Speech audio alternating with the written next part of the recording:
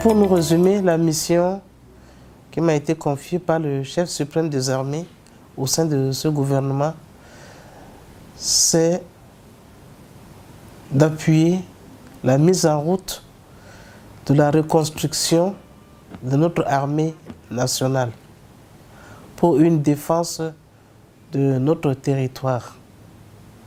Pourquoi on parle de reconstruction? Comme vous êtes censé ne pas ignorer, c'est que l'armée nationale, dès sa création, d'abord j'ouvre une parenthèse, que l'armée nationale a été créée par le feu empereur Jean-Fidèle Bokassa, qui a créé cette armée nationale. Étant lui-même officier, il a pris l'armée à bras le corps. Et dans l'histoire de notre pays, je peux me permettre de dire que notre pays a connu des périodes où on avait vraiment une armée d'excellence qui donnait la valeur à notre pays. Notre armée a intervenu dans pas mal de pays, que ce soit dans les pays voisins ou à l'international. Et cette armée faisait la fierté des Centrafricains.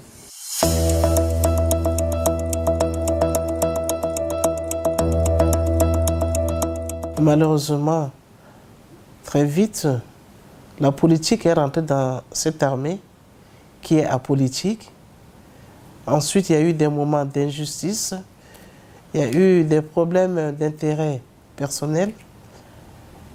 Les hommes de troupes, parfois, ne se retrouvaient plus parce qu'ils assistaient sans trop de solutions à certaines divisions au niveau de leurs chefs et autres. Et aussi, on n'a pas donné au niveau politique la valeur qu'il fallait à cette armée pour mieux la conduire. On était arrivé à une époque où l'armée était désorientée et n'a pas pu, malgré toute sa bonne volonté, elle n'a pas pu assurer et la défense de notre territoire et la protection de la population. Et la crise est arrivée, une des crises les plus graves est quand même arrivée dans ce pays. Et cette crise a touché aussi notre armée. Notre armée était même mise sous embargo parce qu'on a pensé que l'armée centrafricaine pouvait être sujet à des rancunes, à des violences, à des vengeances. Et l'armée a été désorganisée.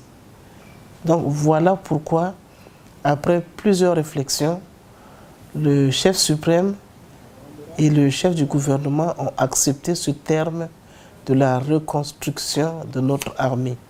Donc on est en train de donner une base, une nouvelle base à cette armée, pour qu'elle devienne vraiment une armée républicaine, une armée patriotique, une armée qui est vraiment au service de la population centrafricaine pour la protéger contre tous les défis qui peuvent survenir, soit de l'intérieur ou de l'extérieur du pays.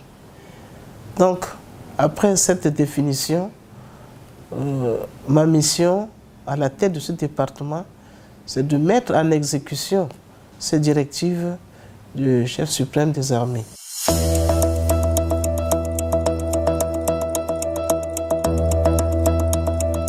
Pour commencer à faire le travail, il fallait qu'on mobilise, qu'on maîtrise vraiment l'effectif de notre armée. Cela a été fait. Il fallait rétablir les chaînes de commandement, que les hommes de base respectent les chefs dans toute la hiérarchie, que l'armée respecte les civils et la population. Donc ça, c'est important. Ça a été fait. Les textes officiels qui doivent donner les orientations à la vision du chef de l'État par rapport à cette armée. Ce texte qu'on appelle le Plan national de la défense ont été signés par le chef de l'État. Et aujourd'hui, nous ne faisons que mettre en application le contenu de ce Plan national de la défense.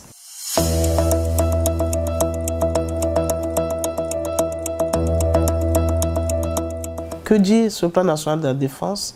D'abord, l'armée doit être organisée en garnison. Avant, qu'est-ce que nous connaissons dans notre pays? L'armée était basée à Bangui et elle était projetée pour des missions à l'intérieur du pays. Le chef d'État a souhaité qu'on puisse rapprocher davantage l'armée de la population, rapprocher l'armée de la base pour qu'elle soit plus prompte à réagir. Donc 4 zones de défense militaire ont été définies dans ce plan national de la défense. Les concepts d'emploi des forces ont été aussi signés.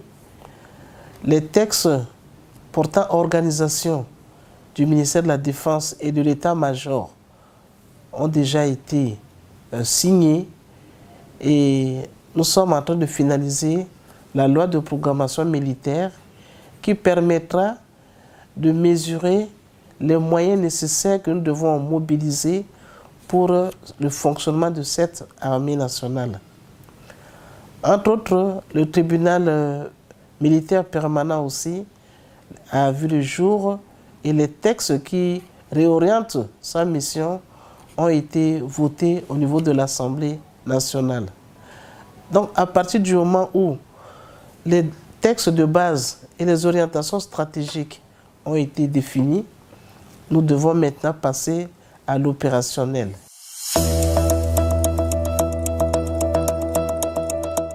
Quand je parle d'opérationnel, il faudrait que les hommes qui ont été identifiés puissent avoir des formations, les formations nécessaires pour leur mission d'un bon militaire sur le terrain.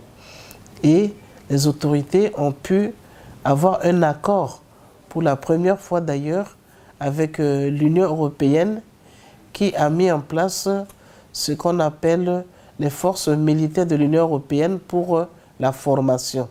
En abrégé, c'est EUTM en anglais.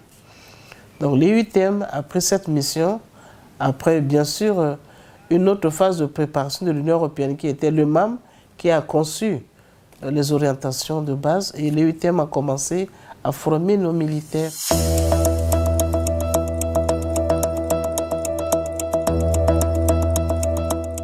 Nous avons déjà 2 bataillons qui ont été formés. Quand on parle de bataillon, un bataillon c'est à peu près 650 hommes. Donc nous avons 2 bataillons qui sont formés.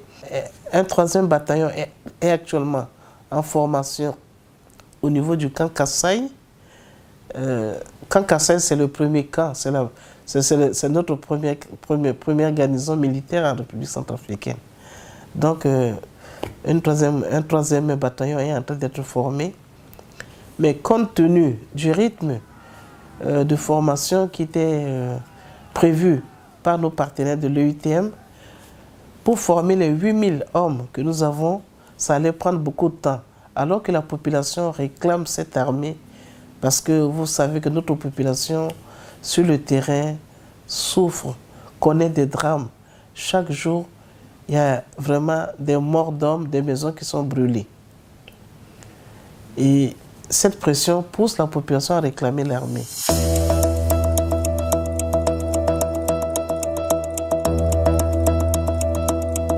Cela ne veut pas dire que la population ne reconnaît pas les missions internationales qui sont là pour les protéger sur le terrain. Je fais allusion à la MINUSCA. La MINUSCA a été mandatée sur la demande du gouvernement centrafricain pendant que notre armée était désorganisée. Mais par habitude, la population connaît son armée. C'est pour cela que la population réclame toujours son armée, parce qu'elle a en face d'elle une force qui est là, qui est présente, qui fait le travail. Et d'ailleurs, c'est cette force qui nous a beaucoup aidés pour qu'on puisse éviter le pire au niveau du pays. Mais comme je l'ai dit, par habitude, la population ne se reconnaît pas totalement dans cette force et réclame son armée. Et les forces internationales aussi ont compris qu'ils doivent collaborer avec l'armée nationale pour que le message puisse mieux passer auprès de la population. Vous voyez, c'est ça l'importance de ces formations par nos partenaires de l'Union européenne. Parce que c'est un grand témoignage. Ça montre que c'est cette armée qui est formée par l'extérieur et qui a pu évaluer le niveau de son professionnalisme. Il n'est pas question qu'on puisse remettre encore cela en question. Donc aujourd'hui, nous travaillons avec la MINUSCA et à l'avenir, c'est comme ça que nous allons commencer petit à petit. Parce que vous savez, une mission est appelée à finir un jour. Et dans tout pays au monde, il faudrait qu'il y ait quand même une armée souveraine. Donc, nous profitons vraiment de cette présence de nos partenaires qui sont avec nous pour pouvoir nous replacer dans notre position première qui était une armée d'excellence. Comme ça, le jour où la mission pourra se retirer, notre armée est à mesure et autonome d'assurer la sécurisation totale de notre pays.